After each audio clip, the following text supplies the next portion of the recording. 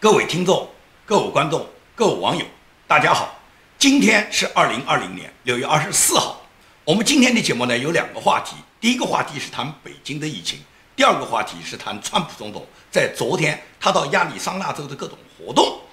那么北京的话题谈什么呢？是北京的疫情呢，是现在呢突然出现了一个北京301有大量的这个感染。然后呢，这个301医院是什么医院？大家都知道啊，301医院是专门为北京高干阶层，就是北京顶级中央领导阶层提供特别服务、特别医疗服务的一个军队总医院。那么这个医院呢，都是中共高干呢，在这个医院里面呢进行各种治疗。现在呢，网上有相当的传说，说301总医院呢，现在已经呢有大量的这个感染。因此呢，301医院在24号夜里面凌晨，他们紧急呢发了一个辟谣的这个公告。这个公告就说301医院根本就没有感染，而且传说北京有100多个小区，就是海淀区有100多个小区现在已经封闭，这都是谣言。要求大家呢不要听、不要信、不要传，这是北京官方发出的一个辟谣的一个公告。那么我想，绝大部分人看到这个公告的第一反应都是认为这是此地无银三百两。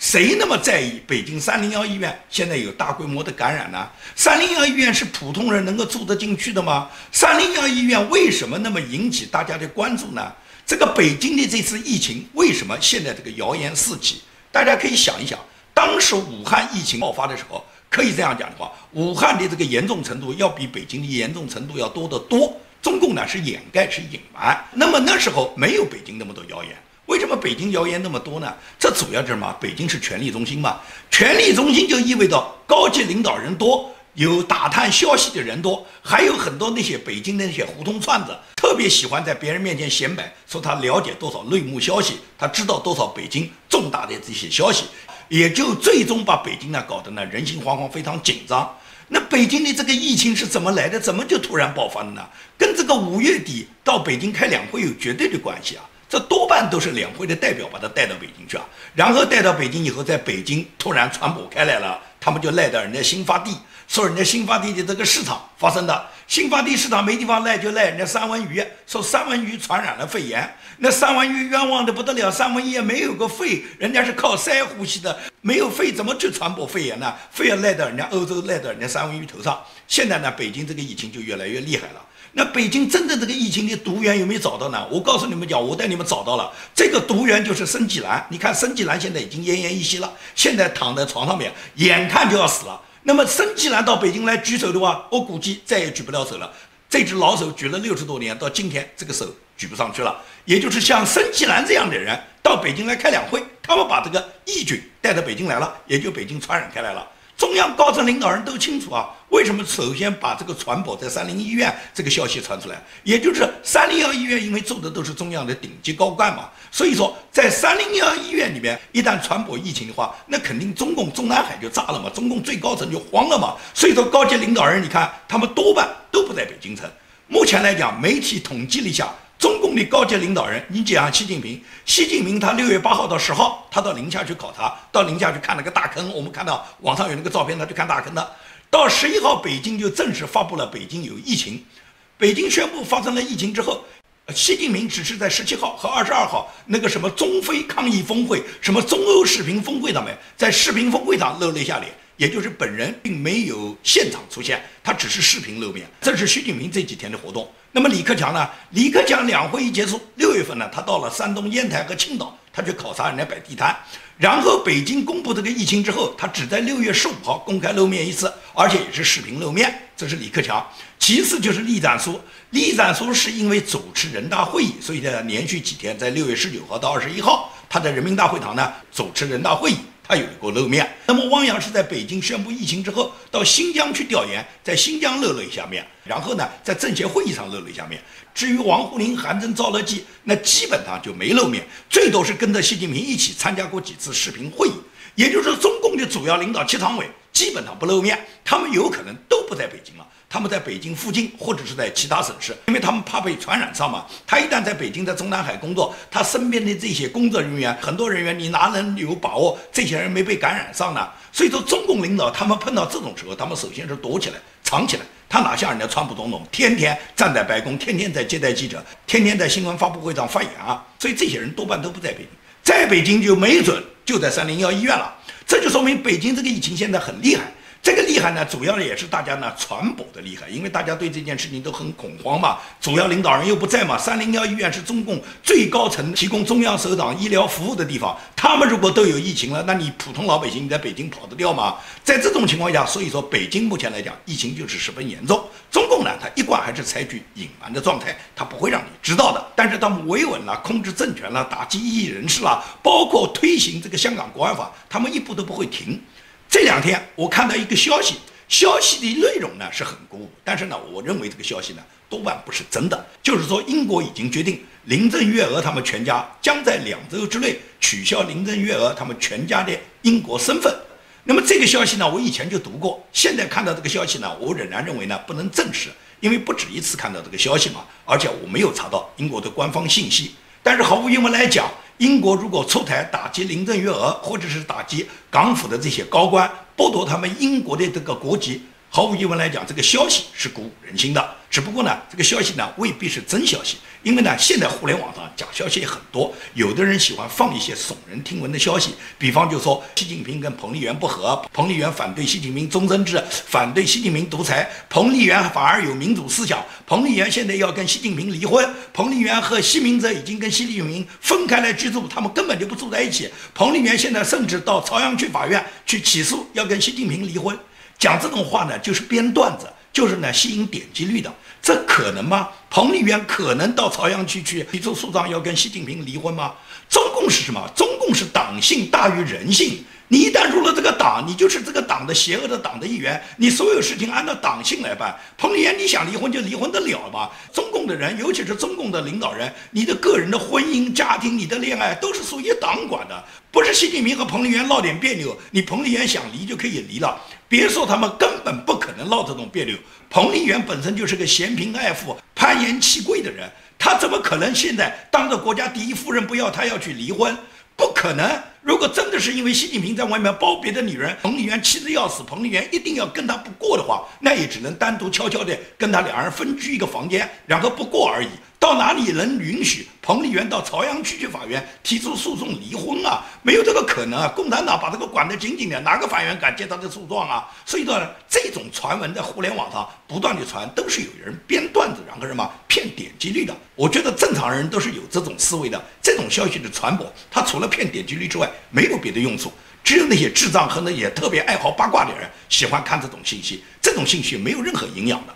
它和美国的政治不一样，美国你看这2天大家都被波尔顿这本书所吸引，波尔顿这本书就在昨天23号已经正式出版了。那么波尔顿的这个书里面讲的这些内容是不是都能够那么吸引眼球呢？其实大家呢对他这个书看是要看，看完以后大家一判断就知道，波尔顿这个书里面谎言很多，很多细节经不起推敲，因为很多当事人都在啊，不是说当事人都已经死掉了，当事人或者都已经退出现任领导岗位，都不愿意发声，那么你波尔顿讲的话，别人没办法求证。现在整个川普的幕僚，在第1届任期的幕僚，除了他波尔顿被解雇以后，人家都在啊。所以波尔顿这本书里面很多细节内容经不起推敲。蓬佩奥就在星期2就接受美国知名主持人叫休伊特的采访，他接受休伊特采访里面专门谈到波尔顿这本书里面，他讲了3点。第一点，他就说很多会议没有让波尔顿参加，主要是因为什么？波尔顿这个人喜欢私下乱讲，所以说呢，他们考虑到波尔顿这个人嘴不稳当，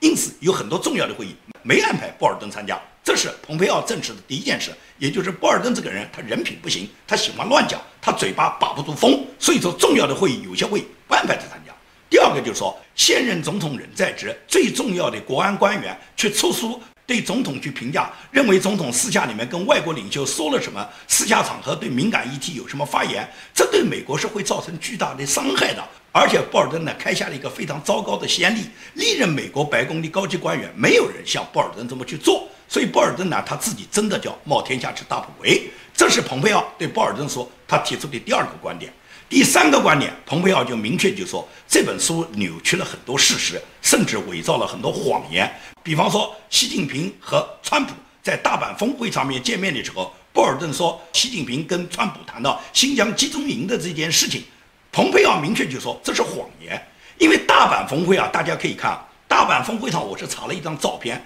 这张照片你可以看到是中美双方的一个高层的一个晚餐会议，在这个晚餐会议上面，出席这个会议的人很多。美国这边出席会议的，从左边第一个就是川普的女婿库什纳，库什纳排过来以后是莱特希泽，莱特希泽完了以后是财政部长的母亲，中间坐的是川普，川普的右手坐的蓬佩奥，蓬佩奥后面是波尔顿，波尔顿后面是纳瓦罗，这是美方。中方，习近平的左边是坐的杨洁篪，右面是坐的刘鹤，坐的王毅，坐的中山，坐的中共的这些领导人，也就是中美双方领导人坐在这个桌子上，在晚餐会上面，他们讲的任何一句话，在座的人都听到。怎么存在到习近平跟川普两人私下勾兑？私下勾兑的话，大家都知道，所有幕僚都知道，这些勾兑的话还叫勾兑吗？所以根本不存在他们俩私下能够勾兑。那人家讲波尔顿讲的话，是不是习近平和川普两人单独讲，别的幕僚都没听到，只有波尔顿一个人听到？你觉得可能吗？习近平不懂英语，也就是说，川普跟习近平是无法单独交流的。习近平如果要跟川普两人就算单独讲话，也一定有双方的翻译在场。双方的翻译在场，那么也就是都可以证实习近平和川普他们讲的话是什么内容，而且翻译在这种场合，跟随双方最高领导人、中美国家的元首的这种谈话，每一个字、每一个标点符号都要记下来，所有的录音都在，这绝不敢随随便便哪一个翻译敢漏掉哪一句话的。因此来讲，波尔顿讲这个话简直是根本就经不起推敲嘛。所以波尔顿这本书他还没有正式出版的时候，人家看到书里面一部分章节的时候，当时南韩总统侍从室的那些卫官，他们就发表了公开的谈话，驳斥了波尔顿关于川普总统和金正恩见面的几次安排是波尔顿书里面讲的这些内容，尤其是关于第3次板门店的见面。波尔顿在川普和金正恩第3次大阪峰会后，在板门店见面的这一段里面描述，说是川普当时是不同意文在寅随行一起见三胖的。那么南韩的侍从官就讲，完全根本不是那么回事，不知道波尔顿他从哪里造出来的谣言。波尔顿这个时候人根本就不在南韩，就不在大阪，波尔顿人在蒙古。你一个身在蒙古的人，你怎么知道我们当时现场发生的各种细节？你怎么能够评判出说文在寅不能随行？可以讲，整个三胖这一次的安排，文在寅是主导，是川普让文在寅和北韩做了很好的衔接以后，川普释发了推文，他主动邀请三胖，他那时候并没有把握三胖来还是不来，文在寅积极联系、积极安排，最终促成了三胖和川普分别跨过3八线，两人举行了一个世纪性的会面。那么这件事都已经大家历历在目，所以波尔顿你撒这个谎，你撒不过去啊！波尔顿希望通过他这本书能够引导美国的大选，引导美国的选民，能够让选民们对川普反感，然后最终不投川普的票。你做不到啊！你看看川普昨天到了亚利桑那州，欢呼的人群是非常多的。川普在他的竞选集会上发言，他就明确就说，美国现在女生就是妇女的就业已经达到75年来最好。而且股市在最近50天已经创了历史的新高。5月份呢，美国的零售业增长了18%，5月份新增了250万的就业。所以说，川普很有信心，就是我们创造了美国最强的经济。现在呢，我们只是从头再来，因为被中国传来的这个武汉病毒的疫情呢，对美国的经济和美国人的生命健康形成了巨大的伤害。那么现在呢，经过疫情之后，我们从头再来，我们的经济将快速回升。而且川普还专门他抽时间去看了美墨边境的那堵墙，在美墨边境的那堵墙，他慰问了当地的这些建设人员和警卫人员，和很多警卫人员都合影。你可以听听整个这个视频里面的欢呼声。川普总统他在集会上面他讲了这么一段话 ：To protect our democracy, I signed an executive order to remove legal protections for social media companies that unjustly censor American citizens. 他讲的这段话就是说，他签署了总统令，取消了社交媒体可以免于民事和刑事诉讼的豁免权。当他讲完这个话以后，整个美国民众是欢声雷动，掌声齐鸣。为什么呢？是因为川普的这个命令就意味着所有的推特啦、脸书啦、油管啦这些社交媒体不可以随随便便打击、过滤那些网民们的自由发言。也就是任何社交媒体，推特啊、脸书啊、油管啊，他们不可以随意删帖，不可以压制美国民众的声音。如果他们继续这样做，就有可能惹来民事或者刑事的官司。这就是川普总统为什么他要签发这个命令而引起民众对他热烈高呼的原因，也就是美国现在很多社交媒体他压制人民的心声嘛。所以川普一边是美国造势竞选，要扩大自己能够今年连任的这个可能性，同时对中国，川普也是一步一个脚印，对中国步步紧逼。美国财政部长卢姆钦他就在昨天他就明确宣布，如果中共他们不允许美国公司在中国的经济活动中处于公平公正的地位的话，那么肯定会导致中美之间他们的一个经济脱钩，而这种脱钩一旦造成，那么美国对中国的打击就不会再有任何的顾虑。这就是财政部长卢姆钦他明确地表达，如果你北京不能公正地对待美国的公司，那么你们等待的就是美国和中国完全的经济上的脱钩。而卢姆钦是谁啊？卢姆钦是美国的财政部长，卢姆钦是华尔街的代表，卢姆钦是高盛集团的总裁出身，卢姆钦在美国财政部代表的是华尔街的利益。卢姆钦他这个华尔街是跟中共勾兑非常紧的，也就是卢姆钦是一个非常亲中的人物，他在整个川普总统安排的跟中共中美贸易第一谈判，他是副代表，他这个副代表实际上他是代表的华尔街利益的，他也是非常偏袒中共的。在整个谈判过程中，在很多对川普有影响的意见中，他都表达了很多为中共说话的这个态度。也就是说，卢姆钦他是一个很亲中的人物。那么你就想想看，一个亲中的人物，他今天都已经发展到对中共要求，如果你中共不能够做到让我美国的公司在中国能够得到一个公平公正的对待的话，那么毫无疑问来讲，我们就会脱钩了。也就是从卢姆钦嘴巴里面讲脱钩和蓬佩奥嘴巴里面讲脱钩是不一样的。蓬佩奥是早就要求脱钩，蓬佩奥是坚决的反共派，而卢姆钦是支持共产党的那一派。美国上层人士里面支持共产党的人数很多，而这些支持共产党的这些人物中，卢姆钦毫无疑问来讲是非常鲜明的一个代表。除了是川普总统内阁里面重要职位的人，他是财政部长嘛，同时他是华尔街出身，他是代表着美国金融集团利益的。那么这么一个非常亲中的人物，现在都能跟中共说出这种翻脸的话，也就是说明中共已经是岌岌可危了。中共因为已经到了美国跟他算总账的时候，因为中共这么多年呢，他对美国呢上层人物呢进行腐蚀拉拢，要么送金钱，要么送美女，然后呢把大量的大外宣派往美国。那么最近被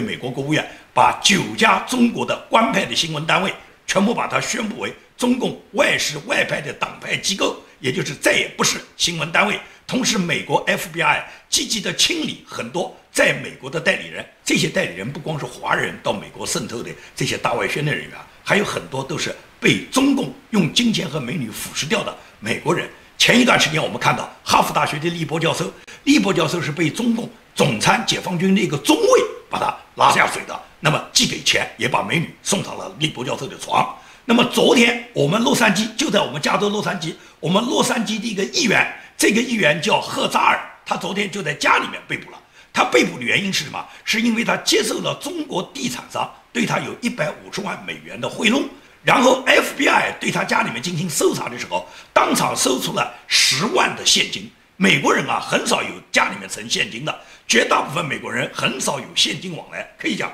我们钱包里面装个几百块现金，几个月都用不掉，因为呢很少有用现金的地方。因此，美国对现金的管理也非常非常的严格。这个议员居然从他家里面能搜出10万的现金，这100%是中国商人送给他的。而且在搜查时候啊，搜查到4个大的红包，这个红包呢都是我们中国人传统用的那种过年给人家发钱的那种红包，红包的表面都印上汉字，什么大吉大利啊，恭喜发财啊，他就有这4个红包，每个红包里面都有1万美金，也就是这个人收受了中国商人大量的贿赂。他这个贿赂现在被查实的是150万美元，他目前呢已经得到取保候审，他的案子7月份会再次开庭，他面临的是20年的刑期。那么他这件事是怎么发现的呢？是因为他的案发是他的一个助理，他这个助理叫乔治·埃斯波萨。这个乔治·埃斯波萨因为犯下了敲诈勒索罪，在自己认罪之后，他转而呢激发他的上司，把自己呢转为污点证人，为求自己的罪能得到轻判。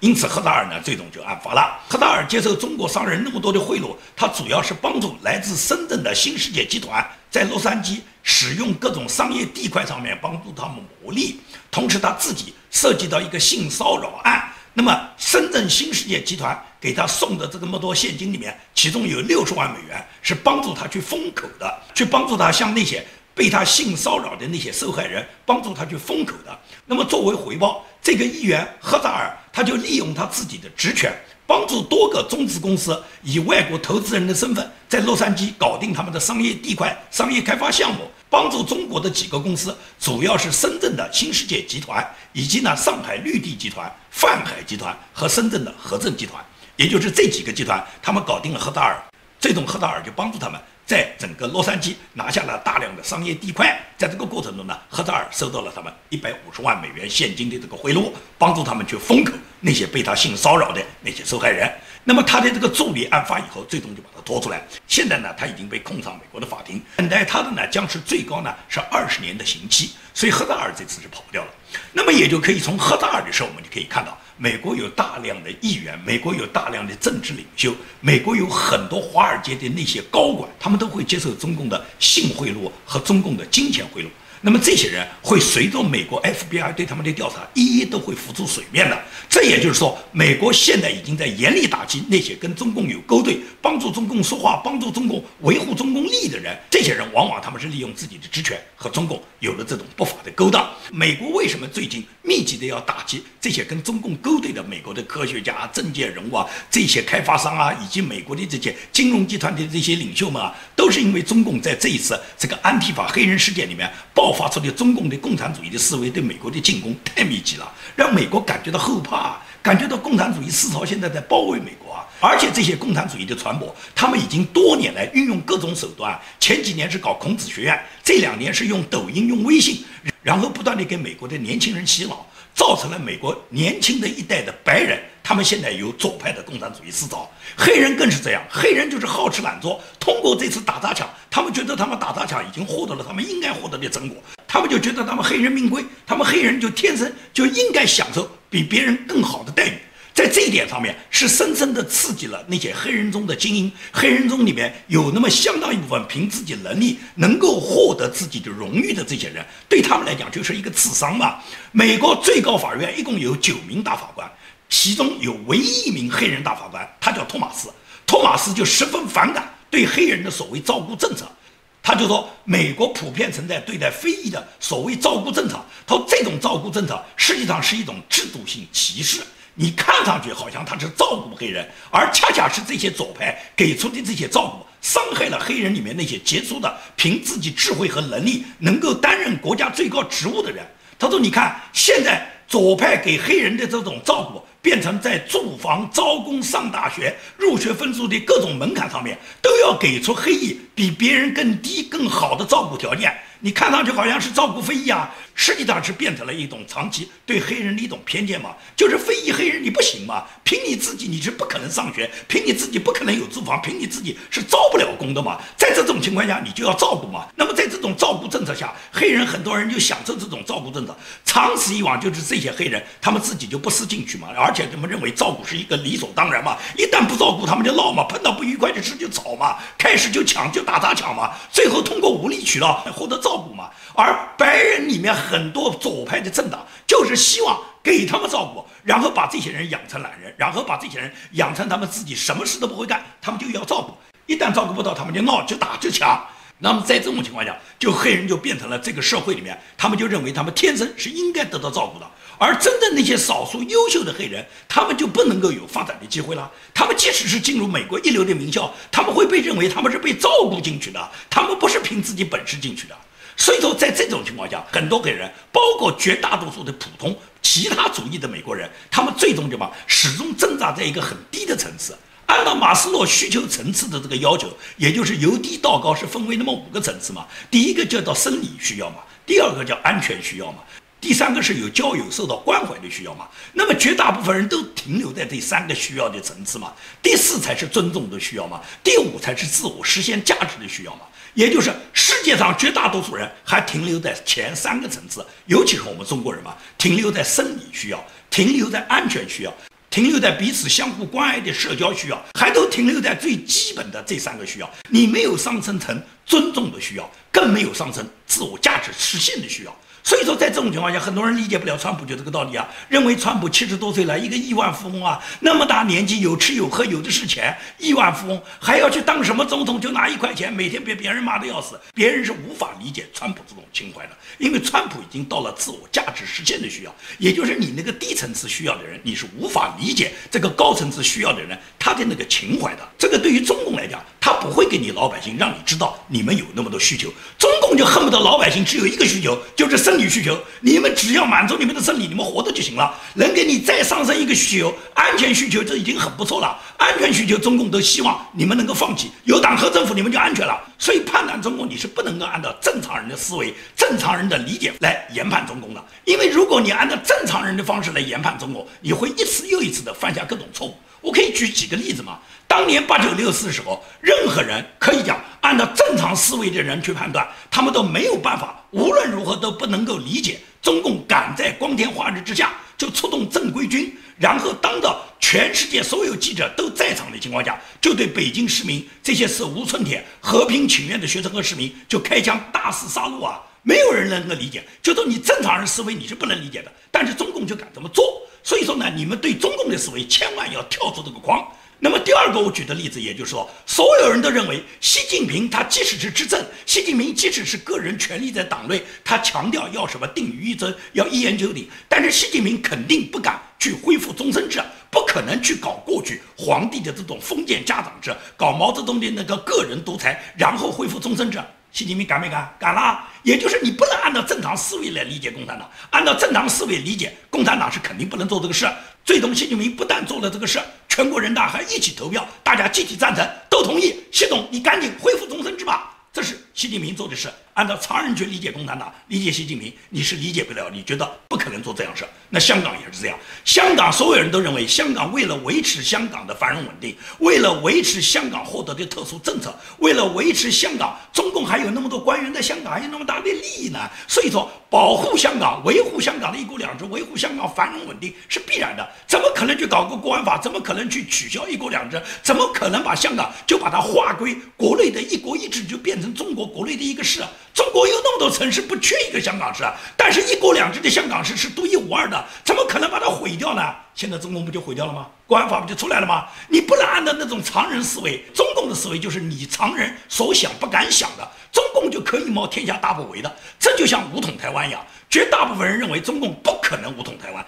尤其是美国和台湾那么好的关系情况下，美国在保卫着台湾，中共到哪里敢去打台湾啊？我告诉你啊，按照正常人的思维都这样想，美国也会这样想，台湾也会这样想，普通人也会这样想，但是共产党不会这样想。共产党认为他们1日之内就可以拿下台湾，他们几个小时就可以坐在台北喝茶了，他们造成台湾实际社会的这个成果以后，然后再跟你美国谈。所以说中共他就会这样去做，你不要认为中共有什么不敢做，中共有什么不敢做？这个世界上所有无耻、所有流氓、所有再肮脏的事，中共都敢做。你不能够按照常人的思维来设想中共。就这么简单。所以说我们今天看待中共也好，看待美国也好，你理性的分析你只能分析美国，对中共你没办法理性分析，因为中共它本身就是一条疯狗，它完全狗急跳墙，它到了最后它故作一致时候，中共它就会把14亿人民作为它的炮灰一起往这个台海战役里面去填。所以说中共武统台湾的可能性在习近平的任职期内